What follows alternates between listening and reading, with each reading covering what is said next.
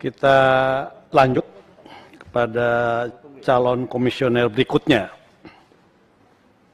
Saya ingin klarifikasi dulu biodata yang disampaikan surat pernyataan.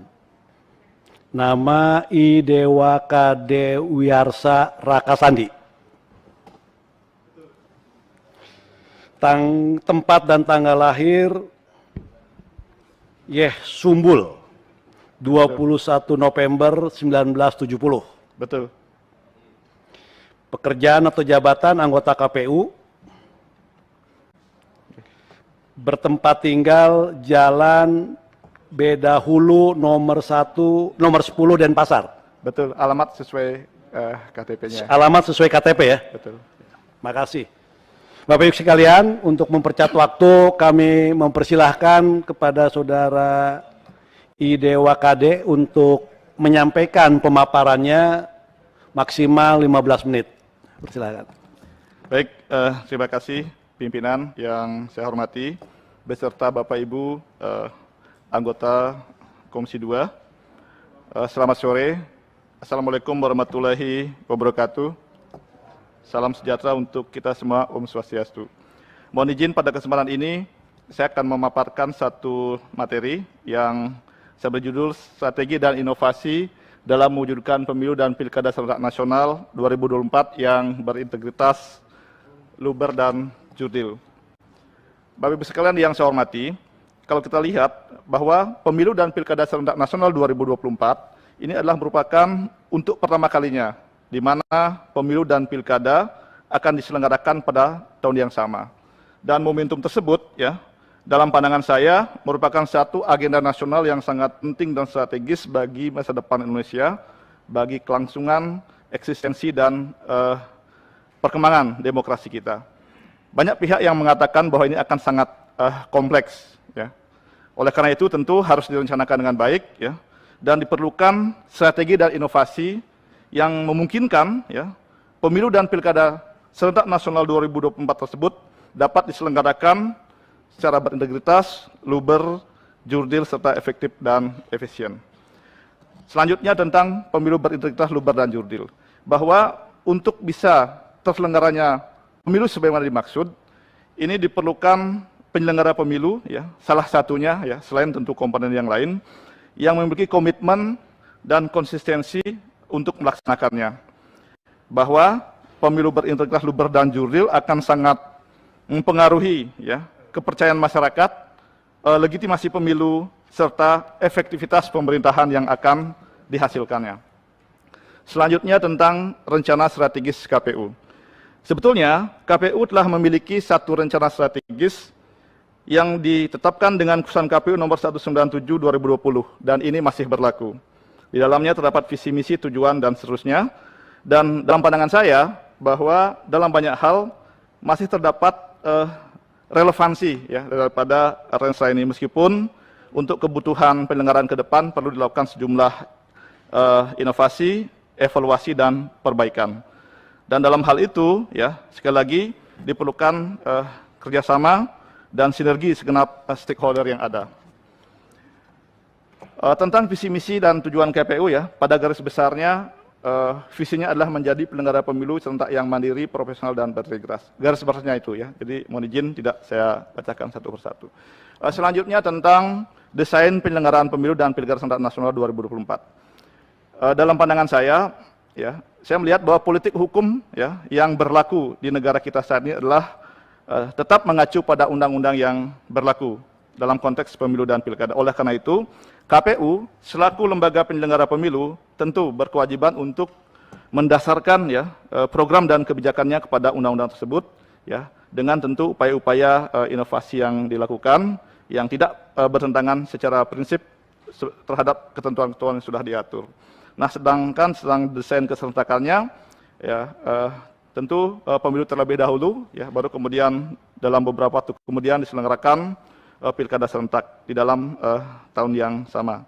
Dan saya tentu sangat bersyukur ya bahwa dalam menghadapi pemilu dan pilkada 2024, salah satunya untuk hari, tanggal, dan tahun ya penyelenggaraannya ini sudah disepakati dan juga kemudian sudah ditetapkan oleh KPU. Selanjutnya tentang tantangan pemilu dan pilkada serentak nasional 2024. Saya mencoba untuk mengidentifikasi ya sejumlah tantangan yang akan kita hadapi dan ini perlu dipikirkan jalan keluarnya. Pertama adalah di bidang hukum dan pengawasan. Kemudian teknis penyelenggaraan, perencanaan keuangan dan logistik, ya, SDM dan organisasi, data informasi, sosialisasi pendidikan pemilih dan partisipasi masyarakat.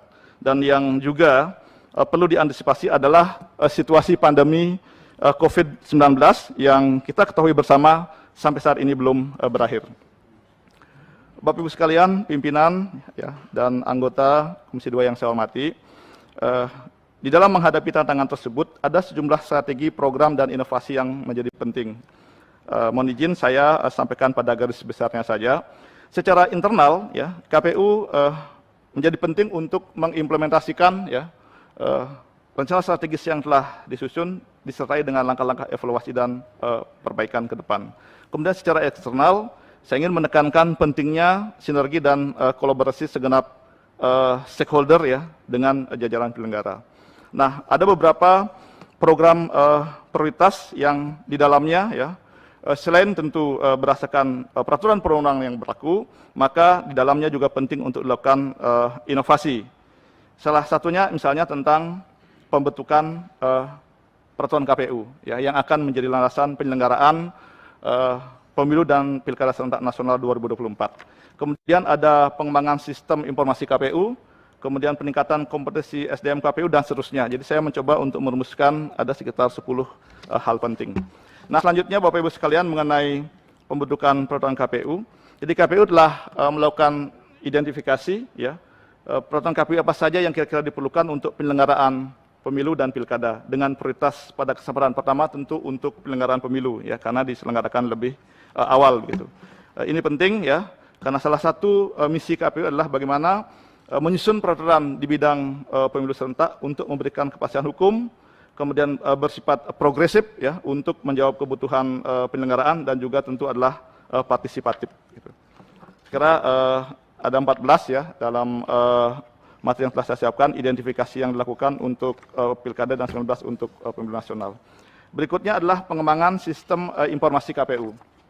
Ini adalah contoh kedua yang coba akan saya paparkan, bahwa KPU telah di periode kami ya bersama ketua dan anggota yang lain itu mendorong disusunnya master plan teknologi informasi KPU. Ya, sekarang ini penting bahwa tentu pemanfaatan teknologi informasi ini menjadi penting, tetapi agar memiliki arah ke depan maka perencanaan atau master plan ini menjadi penting. Selain itu KPU juga telah membentuk ya dan kemudian mengundangkan melalui mekanisme yang ada, yaitu Peraturan KPU nomor 5 tahun 2021 tentang sistem pemerintahan berbasis elektronik. Sekira ini penting untuk mendukung dari aspek regulasi, pengembangan dan penyempurnaan IT yang ada di KPU. Nah, selanjutnya Bapak Ibu sekalian, tidak saya uraikan satu persatu, mohon izin saya langsung masuk kepada program sosialisasi pendidikan pemilih dan partisipasi masyarakat.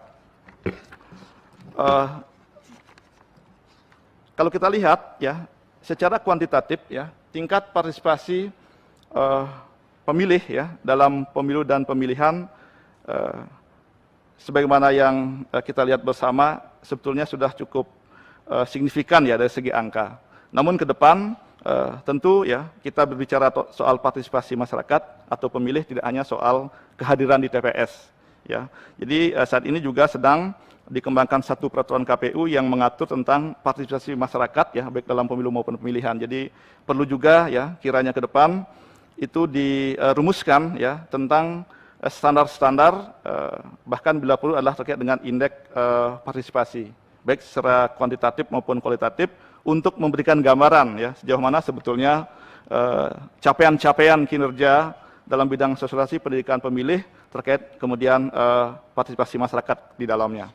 Nah, ada beberapa inovasi yang dilakukan selama ini yang sudah mulai dilaksanakan ya, misalnya dalam hal bagaimana dalam pilkada serentak yang lalu ya itu dirancang sejumlah program ya, pendidikan pemilih pemula ya, pemilih perempuan, disabilitas dan sebagainya. Kami juga mendorong sosialisasi dalam bentuk program Desa Peduli Pemilu dan Pemilihan. Jadi program ini sudah berjalan pilot project di seluruh provinsi Indonesia, dan ada juga sejumlah program mandiri yang dirintis ya atas support kolaborasi dan kerjasama antara KPU di daerah bersama dengan pemerintah daerah dan stakeholder setempat. Sekali itu Bapak Ibu sekalian, pada garis besarnya yang dapat sampaikan, kemudian mohon izin sebagai kesimpulan ya, pada prinsipnya bahwa dalam mewujudkan pemilu dan pilkada serentak nasional 2024 yang berintegritas, luber dan jurdil, dibutuhkan strategi ya, inovasi dan kolaborasi KPU dengan segenap stakeholder terkait ya guna menjawab tantangan dan kebutuhan penyelenggaraan pemilu dan pilkada serentak nasional 2024. Jadi sekali lagi, oleh karena momentum tersebut sangat penting, tentu kita semua berharap agar ini dapat diselenggarakan dengan baik, secara sukses dan demokratis. Demikian pimpinan yang dapat saya sampaikan. Terima kasih. Wassalamualaikum warahmatullahi wabarakatuh. Terima kasih pada Saudara Idewa Kadewiyarsa Rakasandi yang telah menyampaikan pemaparannya terkait dengan program, visi, dan misi sebagai calon komisioner KPU RI. Untuk itu kami akan mempersilahkan kepada Bapak Ibu sekalian dari fraksi-fraksi untuk memberikan tanggapan, pertanyaan maupun klarifikasi kepada calon komisioner Pak Idewa Kadewiyarsa Rakasandi. Untuk itu yang pertama kami persilahkan dari PDIP, Pak Komar. Oh, Rifki, silakan. Baik, terima kasih pimpinan. Assalamualaikum warahmatullahi wabarakatuh.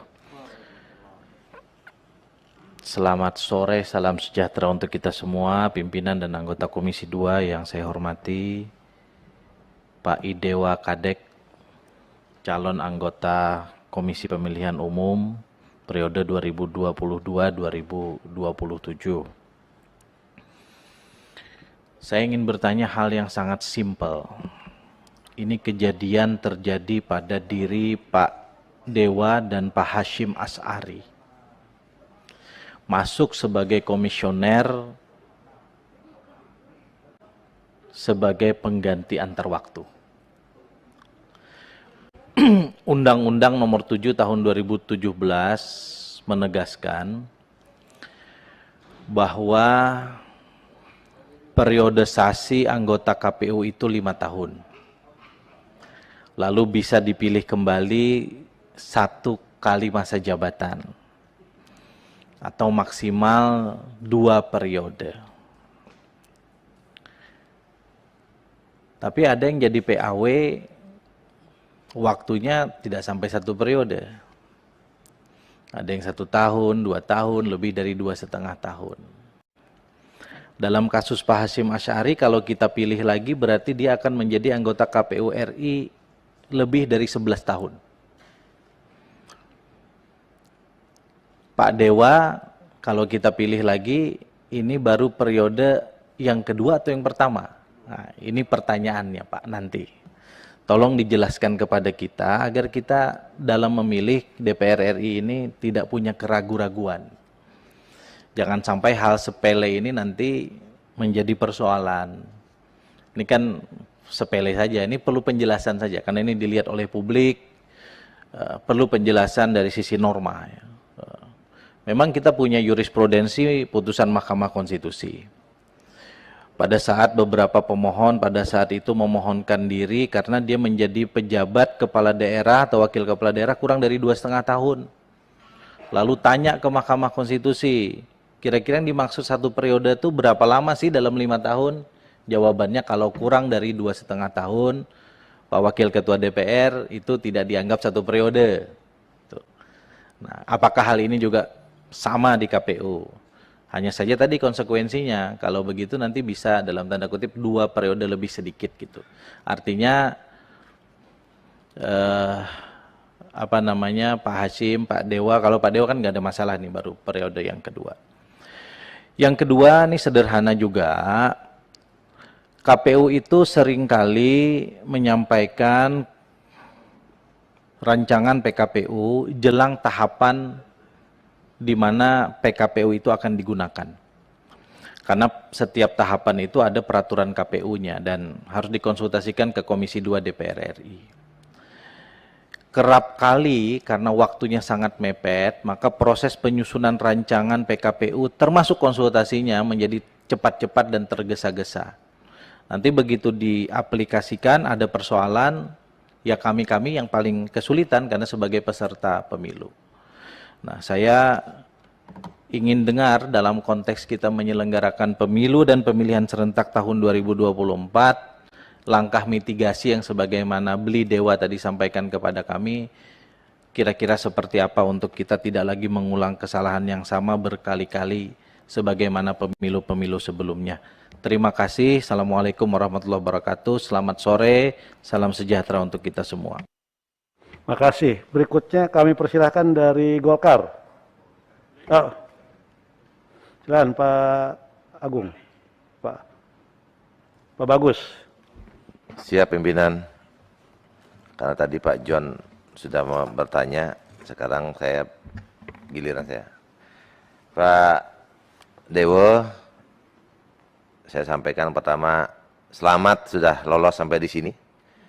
Mudah-mudahan seterusnya tetap menjadi duta Bali di KPU RI. Boleh pada tepuk tangan yang ragu-ragu, Pak. Dan saya juga minta supportnya sebagai orang Bali. Konkret, Pak, konkret. Pak Dewo, jadi yang pertama Bapak sudah bisa menghasilkan atau menghantarkan pesta demokrasi sebagai pelaksana pemilu di Provinsi Bali dengan sukses. Itu catatan yang apresiasi bagi saya. Yang sudah tentunya pelaksanaan demokrasi ke depan ini harus bisa dilaksanakan lebih baik dan lebih baik.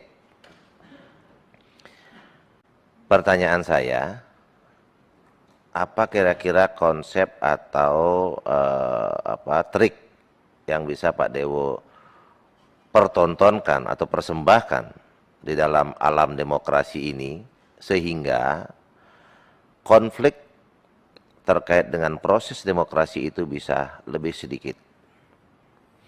Yang kedua, kira-kira adakah konsep yang lebih bagus sehingga peserta pemilu bisa lebih cepat menerima data yang akurat. Nah, seperti kemarin di Bali kan ada perbedaan antara sebenarnya saya H+3 sudah terima suara yang dihasilkan oleh catatan yang dihasilkan oleh Panwaslu yang kemudian berubah di hari ke-7 setelah pleno-pleno KPU terlaksana. Nah, kira-kira bisakah kira-kira triknya 3 hari dari pelaksanaan itu sudah ada data yang valid? Itu kira-kira 2 pertanyaan. Terima kasih. Semoga sukses ke depannya. Terima kasih Pak Bagus. Berikutnya dari Gerindra. Oh, Pak Prianto. Assalamualaikum warahmatullahi wabarakatuh. Pimpinan DPR, pimpinan Komisi 2, Bapak Ibu anggota dan calon anggota KPU yang saya hormati, Bapak Ibu sekalian yang berbahagia. Jadi kalau kita melihat regulasi untuk pemilu tahun 2024 sebetulnya tidak banyak berubah atau bahkan sama dengan pemilu tahun 2019. Yang kedua adalah malah ada tambahan yaitu pilkada serentak di tahun yang sama di akhir tahun. Sebetulnya kita sebagai anggota Komisi 2 kalau melihat regulasi yang ada sebetulnya kita tidak bisa terlalu berharap bahwa kelemahan-kelemahan yang ada di pemilu tahun 2019 ini memang kita bebankan atau kita harapkan dari anggota komisi atau penyelenggara pemilu yang baru nantinya. Karena memang regulasinya yang ngatur antara DPR dan pemerintah tidak merubah karena ini menyangkut pelaksanaan sebagai payung hukum daripada pelaksanaan pemilu itu sendiri. Oleh karena itulah saya ingin menanyakan kepada calon anggota Pak Made, Pak Dewa ya Pak Dewa, ini celah apa yang kira-kira? Ini cuma celah Pak. Kalau berharap secara sistem Bapak punya konsep secara struktural yang besar gitu, saya kira nggak bisa. Karena aturannya hampir sama.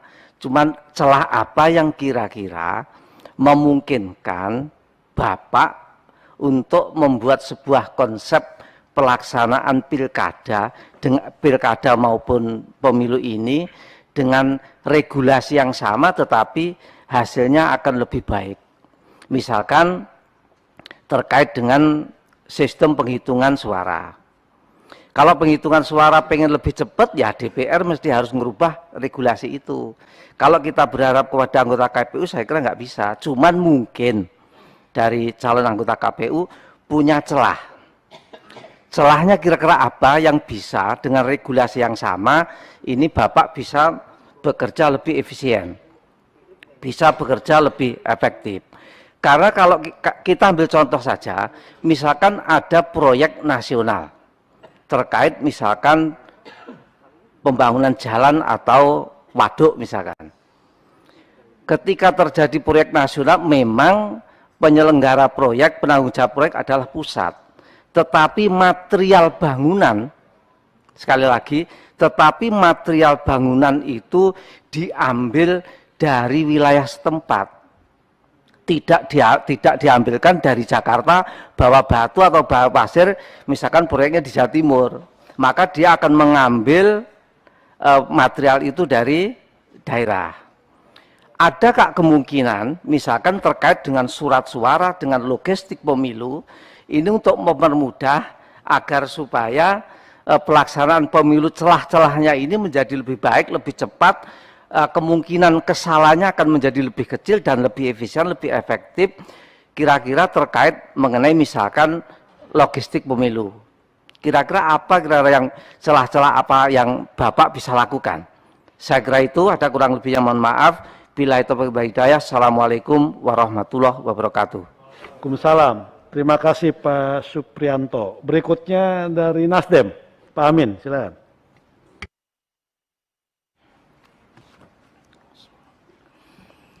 Assalamualaikum warahmatullahi wabarakatuh.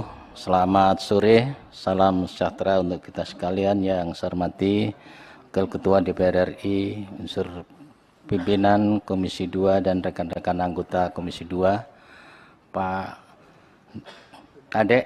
Ya. Dari paparan tadi, Bapak menyampaikan strategi dan inovasi dalam penyelenggaraan pemilu serentak 2024 dan Pilkada 2024. Saya hanya ingin mendalami kaitan dengan gagasan Bapak ketika terkait dengan DPT. Ya. DPT ini setiap pemilu selalu menjadi isu yang menjadi pemicu sengketa. Padahal di dalam penyelenggaraan pemerintahan, Dirjen Dukcapil, pemerintah daerah, dan lain sebagainya, itu sudah mengupdate data kependudukan melalui database-nya ini setiap saat. Namun ini semua juga akan menjadi persoalan ketika KPU sebagai penyelenggara yang akan menerbitkan daftar pemilih sementara, coklit sampai DPT, itu apabila tidak berorientasi pada database di dalam Dirjen Dukcapil maupun pemerintah daerah, tentu ini akan menimbulkan satu persoalan. Strategi dan inovasi apa yang Bapak akan lakukan yang secara konkret menyongsong pemilu 2024 ini, agar persoalan ini bisa diminimalisir. Yang kedua, terkait dengan hari H pemilu dan rekapitulasi perhitungan suara. Peserta pemilu, dalam hal ini partai politik, terkadang belum bisa mendapatkan informasi yang valid terkait dengan perolehan suara pada hari itu, meskipun di TPS ada semua partai itu mengirimkan saksi. Ada kebijakan pada pemilu 2019 yang lalu, Semua saksi ini tidak boleh mengambil gambar dalam tabulasi perhitungan di planu. Foto nggak boleh sebelum alasan itu di-upload di sistemnya KPU. Tapi justru di pihak lain ada versi-versi yang lain itu mendapatkan akses itu. Nah, bagaimana strategi Bapak ketika persoalan ini pada pemilu 2024 tidak menjadi bagian yang seperti itu lagi? Minimal strategi dan inovasi gagasan yang Bapak tawarkan tadi konkretnya bisa diimplementasikan dalam regulasi yang ada. Saya kira dua hal ini Ketua. Terima kasih. Wassalamualaikum warahmatullahi wabarakatuh. Terima kasih Pak Amin. Berikutnya PKB, silakan. Oh.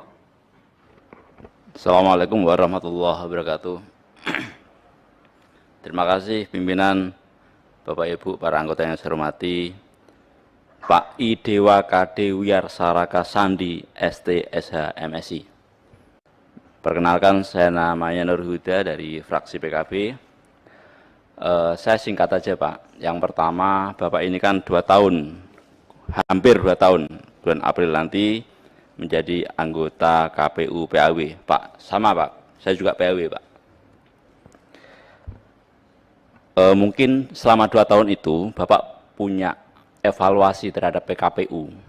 Kira-kira ini kan pemilunya 2019 kemarin sama 2024 nanti kemungkinan tidak akan bergeser sistemnya. Jadi kira-kira PKPU apa saja yang hasil analisa atau evaluasi Bapak yang kira-kira sudah tidak relevan, dan kemudian kreasi apa yang akan Bapak lakukan. Yang pertama. Kemudian yang kedua, tadi sebenarnya sudah soal kasus yang terjadi pada 2019, banyak peristiwa wafat, kemudian yang sakit juga banyak, dan itu tadi sudah diungkap, dan untuk Bapak belum diungkap. Saya kira perlu dilakukan kira-kira apa yang akan Bapak lakukan, antisipasinya. Tetapi sebagai pemimpin KPU ini kan juga pemimpin kan, salah satu keterampilan yang harus dimiliki adalah contingency management skills, atau keterampilan mengambil tindakan yang cepat dan tepat bila timbul suatu masalah di dalam suatu pekerjaan.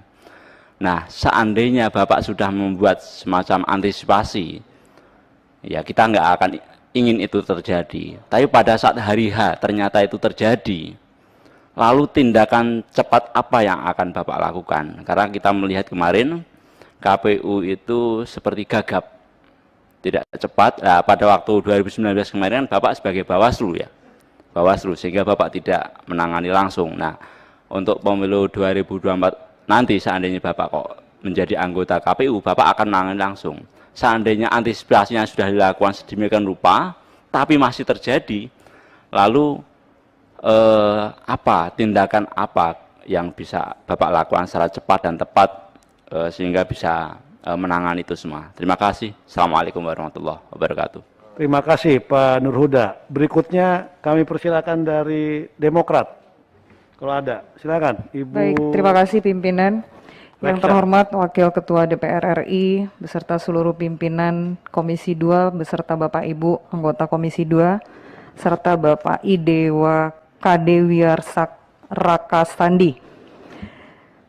Pak Dewa, melihat adanya fenomena bencana non-alam yaitu pandemi COVID-19 yang telah berlangsung lebih kurang 2 tahun ini, apakah Bapak mempunyai program atau terobosan terkait pelaksanaan pemilu yang efektif dan efisien dan tetap menjunjung tinggi azas luber jurdil dan juga ramah terhadap kelompok rentan? Dan bagaimana Bapak melihat panitia ad hoc dalam penyelenggaraan pemilu? Apa yang menjadi gagasan Bapak dalam menghadirkan panitia ad hoc yang bermutu, berintegritas, aman, sehat para petugasnya? Terima kasih pimpinan. Terima kasih Ibu Rexka. Berikutnya kami persilahkan dari PKS.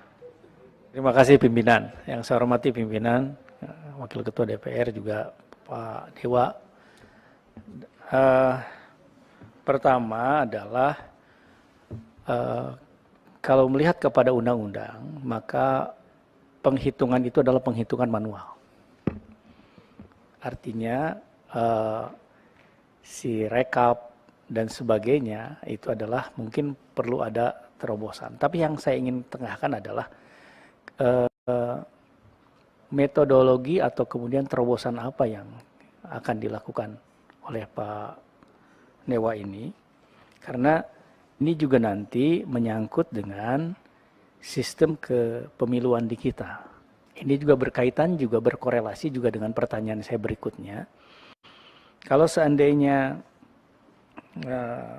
Pak Dewa juga sebagai seorang pengamat, katakanlah pemerhati atau pelaku kepemiluan di negeri kita ini, terobosan apa yang kemudian ingin Pak Dewa sampaikan berkaitan atau tawarkan berkaitan dengan sistem pemilu saat ini ya kita. Walaupun bisa jadi juga ini belum bisa kita laksanakan dalam kurun waktu ke depan. Yang kedua, kita tahu menurut informasi saya dapat maupun klarifikasinya, pada tahun 2020 kemarin itu dilaporkan juga bahwa hacker telah melakukan pembobolan data KPU termasuk 2,3 juta data pemilih tetap DPT. Dan ini juga bocor lah katakanlah, kemudian juga nama lengkap, nomor induk kependudukan, kartu keluarga dan sebagainya. Nah ini juga kemudian apa upaya Pak Dewa untuk menalangi hacker-hacker seperti ini gitu. Karena jangan sampai juga ini menjadi sebuah, oh ini bisa, tapi kemudian realistis tidak untuk kita lakukan. Itu mungkin pertanyaan saya. Terima kasih pimpinan. Assalamualaikum warahmatullahi wabarakatuh. Terima kasih Pak Teddy. Berikutnya dari PAN. Silakan Pak Gus Pardi Gaus. Terima kasih pimpinan. Assalamualaikum warahmatullahi wabarakatuh. Pimpinan DPR, pimpinan komisi, rekan-rekan anggota komisi 2 yang saya hormati, dan teristimewa Bapak I Dewa KD yang sedang kita tanyakan tentang visi misi dan hal-hal lain yang berkaitan bagaimana Pak Dewa bisa menjadi orang yang diamanahi untuk menjadi salah seorang anggota komisioner KPU 2022-2027. Bapak ini adalah incumbent. Tentu punya obsesi bagaimana demokrasi ini makin lama makin baik. Tidak bersifat seremonial dan lain sebagainya.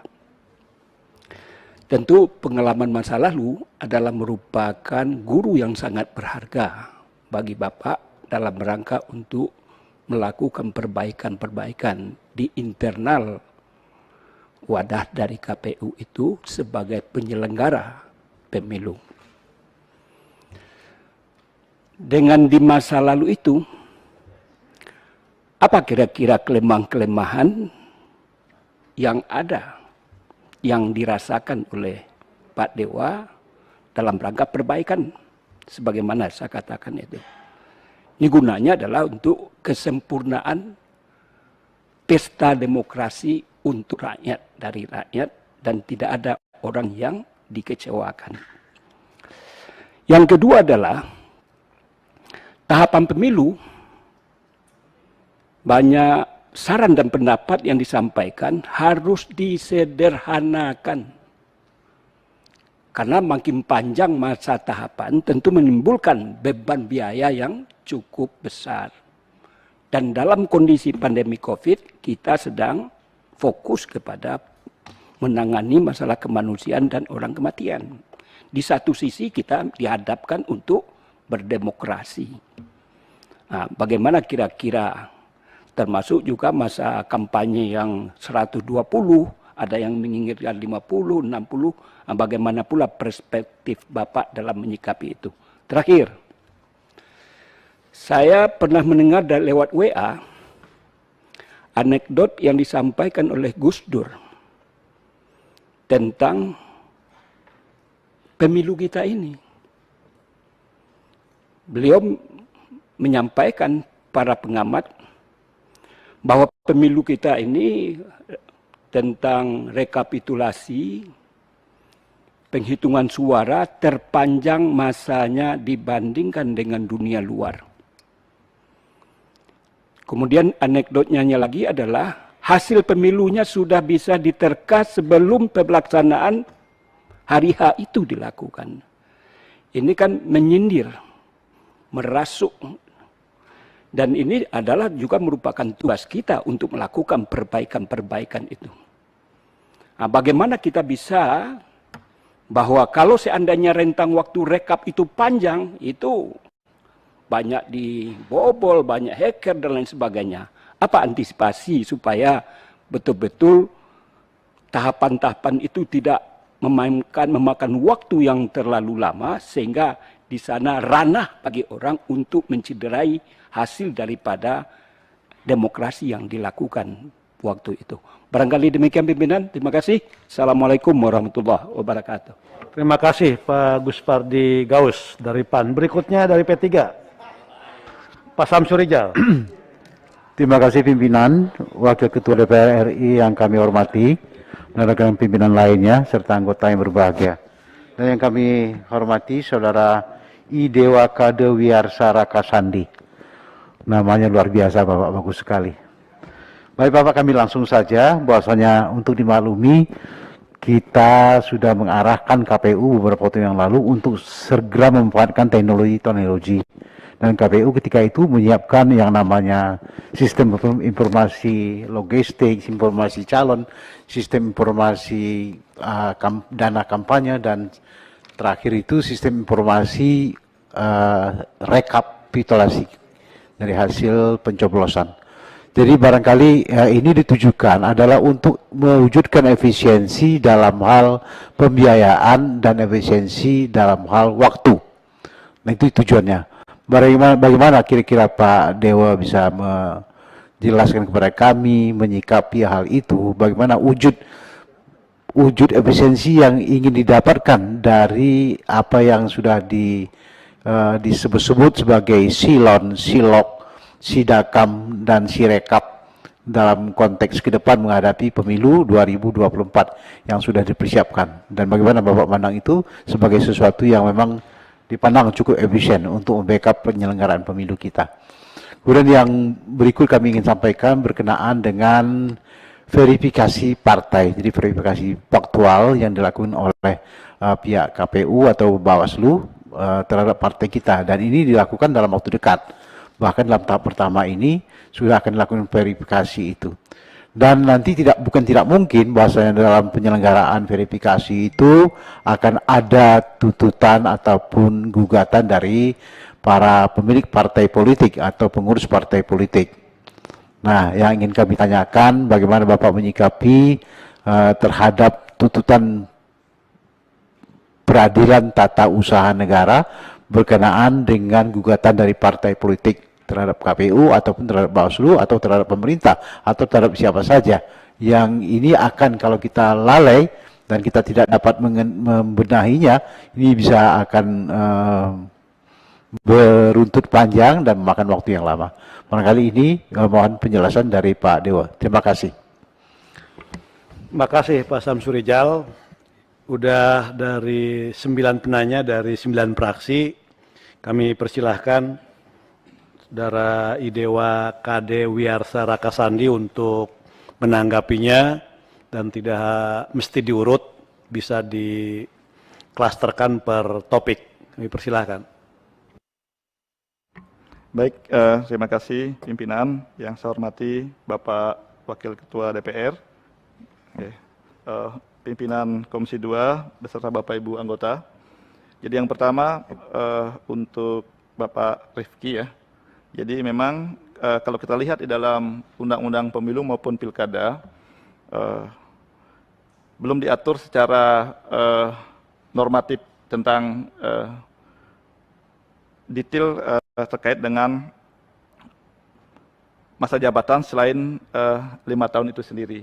Ya, tetapi undang-undang juga sudah mengatur bahwa seseorang itu bisa dipilih atau melaksanakan tugas maksimal ya 2 kali begitu ya. Nah, dalam pemahaman saya setuju dengan apa yang Bapak sampaikan tadi bahwa di KPU ya tentu jurisprudensi putusan Mahkamah Konstitusi bisa menjadi acuan ya.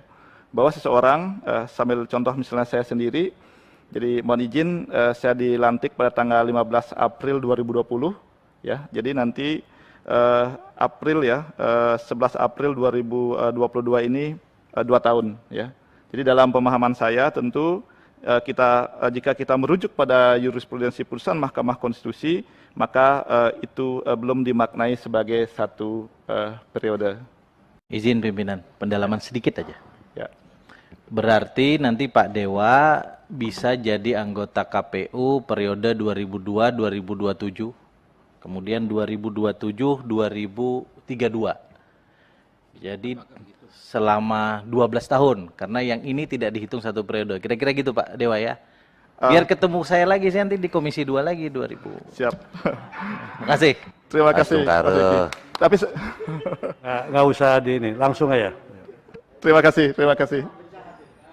Terima kasih. Ya. Baik, izin lanjut ya Bapak Ibu pimpinan. Tadi dikaitkan dengan bagaimana ya langkah-langkah ya terkait dengan langkah-langkah mitigasi menghadapi tahun 2024 ya. Begitu saya kira tadi ada juga disampaikan.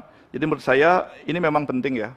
Jadi kami ya yang kebetulan diberikan amanah untuk melaksanakan tugas dalam periode yang sekarang ya. Jadi sebenarnya saya sampaikan tadi sebetulnya telah jauh hari melakukan persiapan-persiapan ya. Jadi saya ingat betul ya kami diterima oleh pimpinan dan anggota Komisi 2. Jadi ketika menyampaikan evaluasi terhadap Pilkada serentak 2020, nah segera setelah itu KPU juga menyampaikan hal-hal yang dipersiapkan ya dalam menghadapi pemilu dan Pilkada tahun 2024 ya.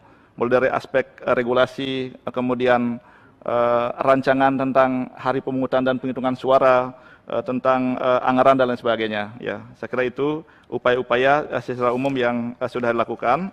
Dan memang meskipun sampai saat ini peraturan KPU ya tentang tahapan program dan jadwal itu belum diundangkan, tetapi persiapan-persiapan tetap dilaksanakan ya baik di KPU pusat, KPU provinsi maupun KPU kabupaten kota.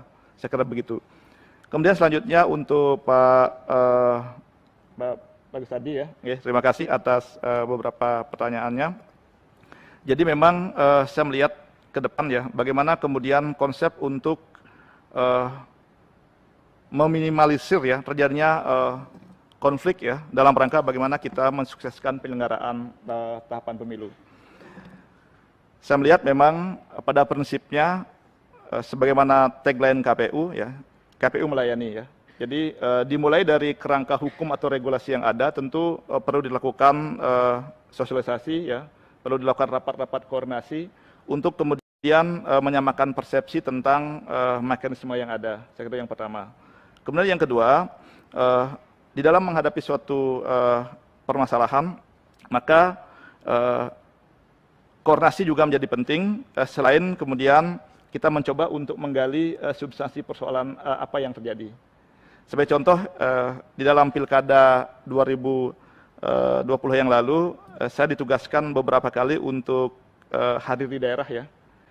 Mohon izin kalau di Papua misalnya saya ditugaskan ke Teluk Wondama ya untuk mensupervisi pelaksanaan PSU di sana ya. Secara umum berjalan dengan baik. Demikian juga di beberapa kabupaten di daerah lain termasuk terakhir di Kabupaten Bau Pendigul gitu. Nah, itulah upaya-upaya kita. Jadi dilakukan koordinasi antara internal jajaran KPU ya. Kemudian KPU dengan lembaga penyelenggara yang lain ya. Sebagai contoh ketika di Papua saya hadir selain ke KPU, kemudian ke Bawaslu juga berkoordinasi. Nah pada hari H tentu kita ke lapangan. Itu sebagai salah satu contoh. Nah kemudian selain itu tentu juga dengan stakeholder ya. Dalam hal ini kewajiban KPU, ya, sebagaimana sering disampaikan, ialah memberikan pelayanan sesuai dengan mekanisme yang ada terhadap peserta pemilu, terhadap pemilih, dan lembaga atau stakeholder terkait lainnya. Nah, kemudian bagaimana di dalam peserta pemilu itu mendapatkan hasil ya. Jadi yang dimaksud hasil barangkali ini adalah terkait dengan perolehan suara di masing-masing TPS, begitu ya. Nah, di dalam mekanisme yang ada, ya, karena undang-undangnya masih sama, sebetulnya memang saksi itu kan berhak ya. Saksi setiap peserta pemilu berhak mendapatkan salinan hasil. Dan di dalam format terakhir, KPU telah melakukan upaya-upaya untuk penyederhanaan formulir. Ya. Jadi baik jenis atau nama formulir maupun formatnya itu sendiri. Kemudian yang kedua, selain upaya-upaya seperti itu, tentu pemanfaatan teknologi informasi menjadi penting. Ya. Sebagai contoh misalnya, saya kebetulan selain menangani divisi sosialisasi dan pendidikan pemilih, saya juga oleh teman-teman diberi amanat sebagai wakil divisi hukum ya. Jadi dalam beberapa kali persidangan di Mahkamah Konstitusi, jadi para pihak sebetulnya sudah bisa memanfaatkan Sirekap itu ya untuk mendapatkan dokumen perolehan suara di masing-masing TPS ya. Termasuk misalnya apakah saksi tanda tangan ya, apakah KPPS-nya tanda tangan dan seterusnya. Nah, ke depan tentu dari aspek regulasi akan kita sempurnakan ya dengan tidak kemudian bertentangan dengan aturan-aturan yang ada penyederhanaan formulir-formulir sehingga kemudian lebih mudah untuk dipahami. Nah, selain itu maka dorongan untuk pemanfaatan teknologi informasi ya, dan penyiapan sumber daya manusia. Saya kira itu salah satu kunci penting karena pada prinsipnya ya IT ini tentu memerlukan sumber daya manusia yang akan mengoperasikannya. Saya kira itu untuk Pak Bagus Adi. Kemudian berikutnya mohon izin untuk Bapak Supriyanto ya. Terima kasih atas pertanyaannya. Memang betul ya sebagaimana materi yang saya sampaikan bahwa politik hukum kita mengacu pada undang-undang pemilu dan undang-undang pilkada yang ada. Nah, lalu apa kewenangan KPU di situ? Nah, kalau kita lihat dalam Undang-Undang Nomor 7 Tahun 2017, KPU diberikan tugas, wewenang dan kewajiban. Salah satunya adalah di dalam pembentukan peraturan KPU. Nah, saya melihat ya banyak sebetulnya hal-hal yang bisa dilakukan ya upaya pembentukan PKPU ya maupun SOP ya atau pedoman teknis penyelenggaraan yang kemudian itu ya bisa dilakukan ya. Sebagai contoh misalnya Bapak Ibu sekalian, dalam Pilkada 2020 kemarin ada problematika soal bagaimana pengaturan protokol kesehatan, begitu ya. Jadi kami berterima kasih kepada para pihak termasuk pimpinan DPR di Komisi 2 dan anggota. Ternyata setelah ada masukan masyarakat tentang terjadinya kerumunan pada saat pendaftaran bakal pasangan calon, itu kemudian dilakukan evaluasi ya dengan segenap stakeholder, lalu KPU melakukan perubahan untuk mengadopsi penerapan protokol kesehatan di dalam PKPU, begitu ya. Dan kemudian disinergikan dengan Bawaslu ya, dengan aparat keamanan, kepolisian dan stakeholder terkait, dan ternyata itu tidak membutuhkan waktu yang begitu lama ya. Kemudian kami sosialisasikan.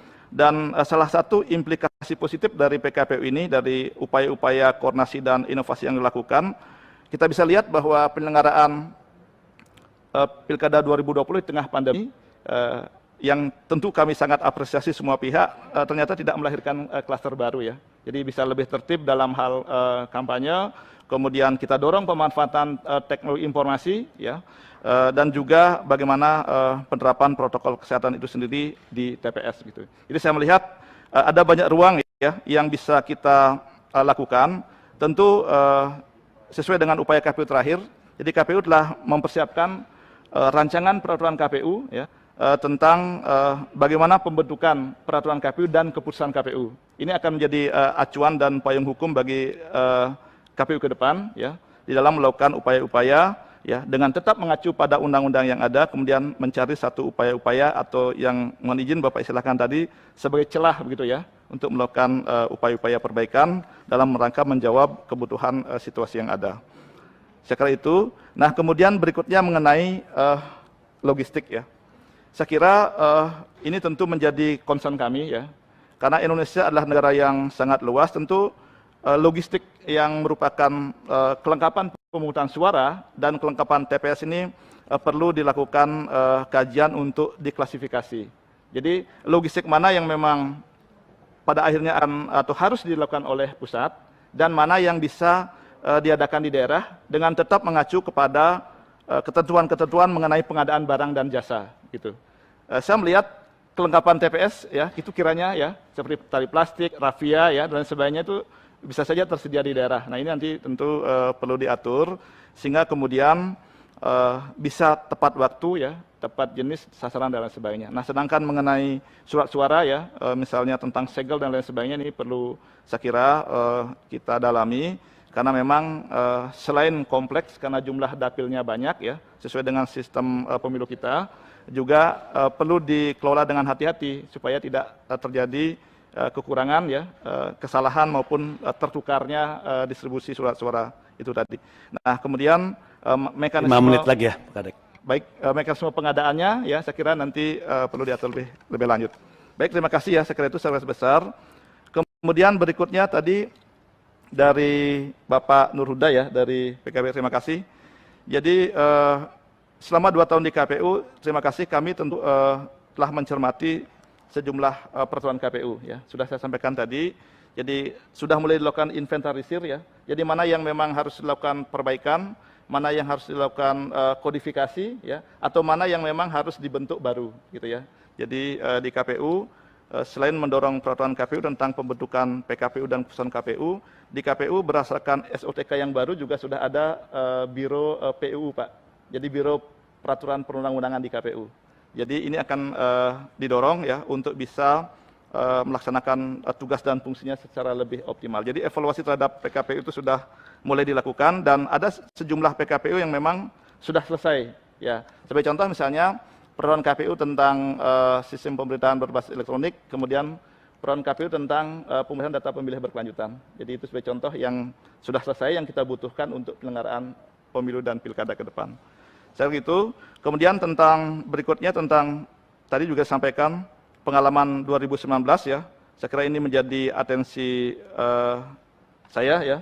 Sekiranya nanti diberikan amanat atau kesempatan ya untuk melaksanakan tugas kembali. Jadi banyak hal sebetulnya. Jadi salah satunya adalah kami mendorong sosialisasi pendidikan pemilih lebih awal. Sehingga tugas dan tanggung jawab itu sampai kepada masyarakat ya. Dan ini dari aspek sosiologi dan psikologi, masyarakat, para calon petugas di KPPS itu telah memahami apa yang menjadi tugas dan tanggung jawabnya. Jadi KPU telah mendorong ya melalui program Desa Peduli Pemilu dan Pemilihan ya, jadi dibentuk ya relawan ya atau peserta di masing-masing desa dan sosialisasi didorong ke situ dan mudah-mudahan mereka nanti bagi yang memenuhi syarat ya bisa menjadi KPPS. Saya kira itu. Saya kira itu beberapa langkah yang dilakukan selain upaya pengaturan persyaratan kesehatan ya, umur, kemudian juga bimbingan teknis ke depan. Saya kira itu. Kemudian berikutnya tentang antisipasi terhadap hari H ya. Saya kira dengan melakukan perencanaan yang lebih matang, kemudian melakukan koordinasi dan seterusnya ya, sehingga jika terjadi sesuatu situasi yang tidak kita inginkan maka bisa dilakukan tindakan secara lebih cepat ya sesuai dengan kebutuhannya. Nah berikutnya mengenai bencana non alam ya, tadi dari mohon izin dari Demokrat dari Ibu Reska ya tadi sudah disampaikan. Saya kira kami ya saya sendiri mohon izin dalam pemilu Pilkada 2020 ini sudah memiliki sedikit pengalaman ya dan seluruh jajaran KPU dan sudah banyak hasil evaluasi ya maupun buku yang ditulis soal itu. Jadi ini bisa menjadi referensi ya bagi penyelenggara dan tentu dengan masukan Bapak Ibu semua di Komisi 2 dan stakeholder terkait bagaimana kemudian selain ya pengaturan penyelenggaraan tahapan sebagaimana sudah diatur dalam undang-undang, maka antisipasi terhadap bencana non alam khususnya pandemi COVID-19 ini menjadi penting. Jadi di dalam rancangan peraturan KPU sudah dipersiapkan ya bahwa salah satu pengaturan itu akan dilakukan karena yang kita miliki baru dalam konteks pilkada, dalam konteks pemilu belum ada. Saya kira ini nanti tentu pada saatnya akan kami konsultasikan ya. Demikian juga terkait dengan penanganan. Kemudian berikutnya untuk Bapak Teddy ya, tadi saya kira dari PKS terima kasih atas beberapa masukan dan pertanyaannya. Saya kira betul ya bahwa pada prinsipnya perhitungan itu dilakukan secara manual. Tetapi dalam perkembangan terakhir sejalan dengan pengembangan IT yang dilakukan oleh KPU,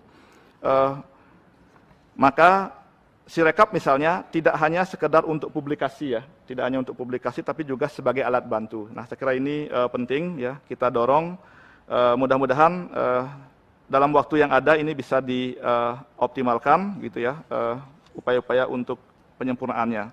Nah, kemudian termasuk keamanan ya, keamanan sistem informasi dan data KPU ini juga sudah diantisipasi, salah satunya melalui pengaturan dalam PKPU ya. KPU juga sudah berkoordinasi ya, membentuk semacam tim CISOT KPU yang berkoordinasi dengan sejumlah kementerian lembaga. Ya, ada juga tim gugus tugas yang akan menangani terkait dengan gangguan atau ancaman terhadap keamanan cyber begitu.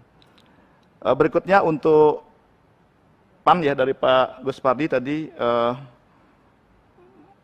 Kira-kira apa yang akan dilakukan atau harus disederhanakan terkait dengan tahapan. Nah, Bapak Ibu sekalian yang saya hormati, ya jadi tentu PKPU tahapan ini menjadi penting ya, menjadi penting untuk dipersiapkan dan di KPU saat ini memang sudah ada rancangannya, jadi sedang dilakukan pencermatan. Tapi pada prinsipnya adalah ada beberapa hal penting menurut saya ya. Jadi pengeluaran masa kampanye ya, ini perlu didalami kembali ya masa kampanye. Namun demikian perlu dilihat aspek yang terkait dengan kampanye itu. Ya, di antaranya adalah pengadaan dan distribusi logistik, kemudian penyelesaian sengketa proses baik di Bawaslu ya maupun jika berlanjut sampai ke PT UN. Nah, jadi jika kemudian nanti dari aspek logistik ya ada payung hukum yang bisa mendorong gitu ya, mendorong kemudian dari aspek sengketa, penyelesaian sengketa, maka tentu masa kampanye bisa disesuaikan. Tetapi jika tidak, saya memiliki satu gagasan tentang bagaimana masa kampanye itu kemudian dari 120 hari ya misalnya, itu ada masa yang kemudian didorong untuk kampanye di media sosial dan media dalam jaringan. Ya, misalnya selama 30 hari ya, ini sebagai salah satu alternatif, itu didorong untuk kampanye di media sosial, media dalam jaringan, dibuat rinciannya. Sejalan dengan itu sisa waktu yang ada lebih kurang 90 hari ya. Itu bisa kita dorong untuk persiapan kampanye metode konvensional sebagaimana diatur dalam undang-undang ya. Misalnya penyiapan alat peraga, kemudian kampanye dengan pertemuan tatap muka ya dan lain sebagainya. Saya kira itu beberapa hal yang bisa dilakukan antisipasi. Namun demikian sekali lagi ini perlu kajian lebih mendalam sehingga nanti berhasil dirumuskan satu hasil yang memang komprehensif begitu. Saya kira itu garis besarnya. Kemudian yang berikutnya dari Bapak Samsur Rizal ya, dari tadi sampaikan tentang verifikasi ya, verifikasi Pak. Jadi KPU juga sudah mempersiapkan peraturan KPU tentang verifikasi, tentang pendaftaran, verifikasi dan penetapan partai politik peserta pemilu. Ya, termasuk sistem IT-nya atau aplikasinya juga sudah dipersiapkan, dirancang, yang kita sebut dengan sistem informasi partai politik atau SIPOL. Jadi konsepnya bahwa ini sebagai satu terobosan saya kira, bagaimana nanti jika ini disetujui dalam mekanisme konsultasi nanti, bahwa itu akan dilakukan IT based ya. Jadi tidak perlu lagi menyerahkan dokumen administrasi yang sedemikian banyak ya. Jadi itu bisa diinput melalui sistem informasi yang ada, tetapi pada saat pendaftaran, karena ketentuan di dalam peraturan perundang-undangan bahwa partai politik peserta pemilu itu harus mendaftar, maka dia bisa download ya atau print out ya, yang ditandangani secara resmi, tantangan basah begitu oleh pimpinan yang berwenang untuk didaftarkan ke KPU. Nanti dibentuk helpdesk ya, kemudian dilakukan koordinasi di situ. Nah, selain itu telah direncanakan untuk dibuka masa persiapan ya, masa persiapan lebih kurang 120 hari ya sebelum tahapan itu dimulai. Dengan cara demikian diharapkan peserta pemilu akan mendapatkan kesempatan untuk mempersiapkan diri, berkoordinasi dan difasilitasi oleh KPU. Saya kira itu Bapak Ibu sekalian beberapa hal yang dapat saya sampaikan. Untuk selanjutnya saya kembalikan ke pimpinan. Terima kasih. Terima kasih, Saudara I. Dewa KD Wiarsa Raka Sandi, pimpinan DPR, pimpinan komisi, dan para anggota Komisi 2 DPR RI. Kita sudah mendengarkan secara seksama terkait dengan pemaparan dan sekaligus juga jawaban dari respon dan pertanyaan Bapak Ibu sekalian. Dan tentu apa yang disampaikan oleh saudara calon anggota KPU RI ini nanti bisa menjadi pertimbangan-pertimbangan kita ketika kita nanti menentukan calon komisioner yang akan datang. Untuk itu kami mengucapkan terima kasih pada saudara Idewa KD Wiarsa Raka Sandi. Terima kasih juga kepada Bapak Ibu sekalian. Sehat selalu Kak Kadek, dan berdoa mudah-mudahan bisa terpilih kembali. Untuk itu kami persilahkan. Baik, terima kasih pimpinan. Bapak Ibu sekalian yang saya hormati, Assalamualaikum warahmatullahi wabarakatuh. Salam, salam sejahtera, Om Santi, Santi Om, terima kasih.